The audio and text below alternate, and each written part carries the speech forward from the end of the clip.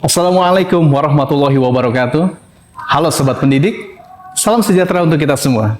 Hari ini kita akan mempelajari sebuah konsep yang sangat menarik di dalam dunia pembelajaran, yaitu diferensiasi. Saya Reno Sefrani, mari kita jelajahi.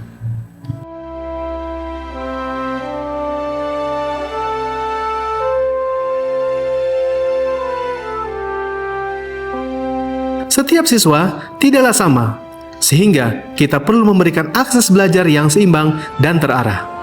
Yang artinya, kita dapat memberikan sumber belajar mulai dari proses pembelajaran, bahkan dengan dukungan yang sesuai dengan karakteristik dan juga keunikan dalam gaya belajar.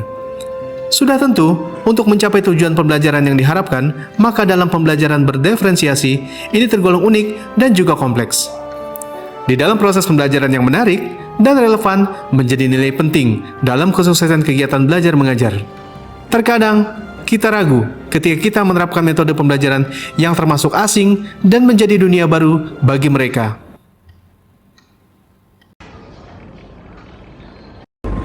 Selesai. Assalamualaikum warahmatullahi wabarakatuh. Waalaikumsalam warahmatullahi wabarakatuh. Silakan duduk kembali. Terkadang, kita salah dalam menyikapi dan menilai siswa di dalam sebuah pembelajaran. Itu berarti, semua siswa akan mendapatkan sumber belajar dan proses pembelajaran yang sama. Ternyata kita salah. Pembelajaran berdiferensiasi tentu mampu mengatasi akan hal itu. Dan tentu kita harus meyakinkan siswa-siswi kita agar mau untuk mencobanya.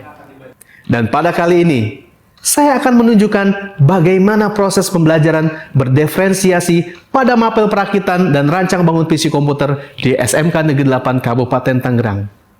Dalam hal ini, istilah komputer sebenarnya tidak asing di telinga siswa-siswi di jurusan TKJ. Namun, beberapa siswa-siswi kita cukup mengalami kesulitan dalam mengenali beberapa jenis-jenis komponen komputer dan juga kurangnya pemahaman dalam fungsi dari beberapa komponen tersebut. Salah satunya, menganalisa bagaimana sebuah komputer bisa bekerja. Di dalam pembelajaran ini, saya memanfaatkan kuisis sebagai sumber belajar yang terbuka. Pada tahapan awal, saya perlu mempersiapkan bahan ajar dalam bentuk video, tutorial, dan penugasan praktikum tentunya, untuk memenuhi kebutuhan gaya belajar siswa-siswi di SMK Negeri 8. Pembelajaran akan dimulai dengan mengecek kesiapan siswa dan memaparkan tujuan pembelajaran.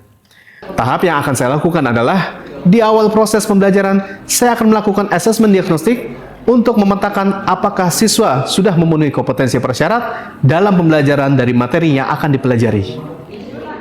Dengan bantuan aplikasi Quizizz, kita dapat membandingkan tentu berdasarkan tingkat kategori pemahaman dengan cepat dan tepat. Yang pertama adalah kategori 1, yaitu paham utuh. Kategori 2, paham sebagian. Lalu kategori 3, belum paham. Dari hasil ini, kita tentu jadikan dasar dalam pembuatan kelompok belajar. Keseruan dalam pembelajaran ini, ketika saya memberikan beberapa pertanyaan, bagaimana sebuah komputer bisa bekerja. Demonstrasi dengan komponen-komponen tersebut akan memberikan pengalaman berkesan untuk menemukan sebuah konsep, perakitan, dan rancang bangun PC komputer.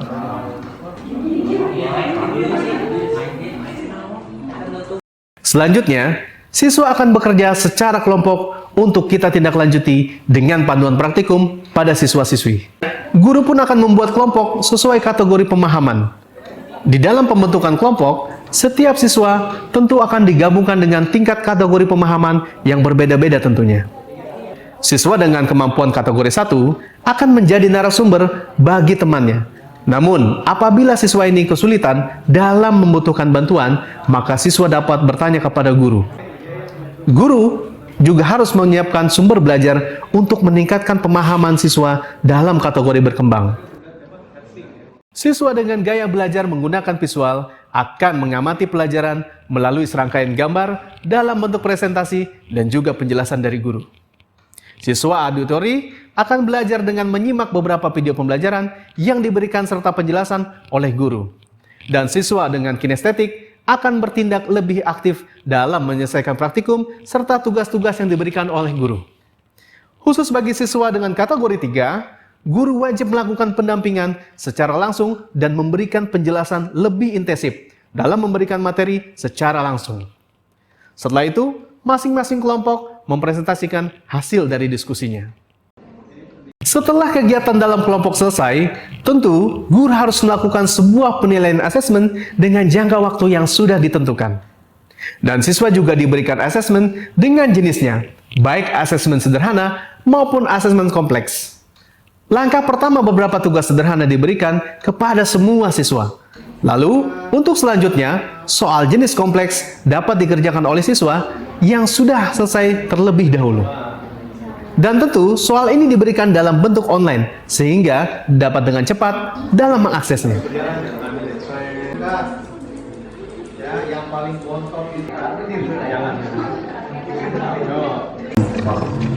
Ya, baik anak-anak, yang memenangkan kuis pada hari ini adalah kita beri aplaus yang meriah kepada Indri Cahyani Putri.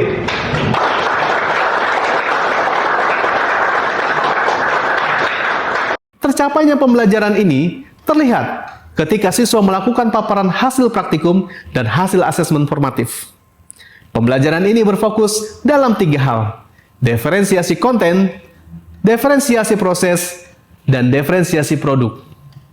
Pada diferensiasi konten, setiap siswa dengan gaya belajarnya yang berbeda akan mengamati sumber belajar yang berbeda pula, sesuai dengan gaya belajar auditori, visual, dan kinestetik. Kedua adalah diferensiasi proses.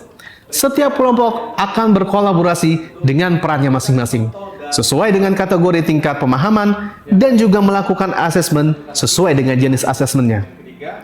Apakah hanya mencapai tingkat sederhana atau tingkat yang kompleks? Di dalam pembelajaran diferensiasi, tentu kita menemukan sebuah solusi di dalam dunia pembelajaran. Catatan dalam pembelajaran ini, kita harus menanamkan bahwa guru bukanlah satu-satunya sumber belajar mereka. Sehingga, kita dapat memberikan bantuan kepada siswa dan dapat mengambil waktu untuk memberikan bimbingan bagi siswa yang membutuhkan. Ketiga adalah diferensiasi produk, di mana siswa yang memiliki keterampilan dalam menciptakan sebuah barang maupun dalam bentuk jasa. Siswa juga dapat melakukan cara berkolaborasi dengan jurusan lain, sehingga menciptakan kolaborasi antara bidang jurusan lainnya dan dapat menciptakan sebuah karya yang sangat luar biasa dan memberikan daya jual yang menarik dan menguntungkan bagi jurusan tersebut. Berikut adalah contoh praktik baik yang saya lakukan di SMK Negeri 8 Kabupaten Tangerang. Semoga bermanfaat. Assalamualaikum warahmatullahi wabarakatuh.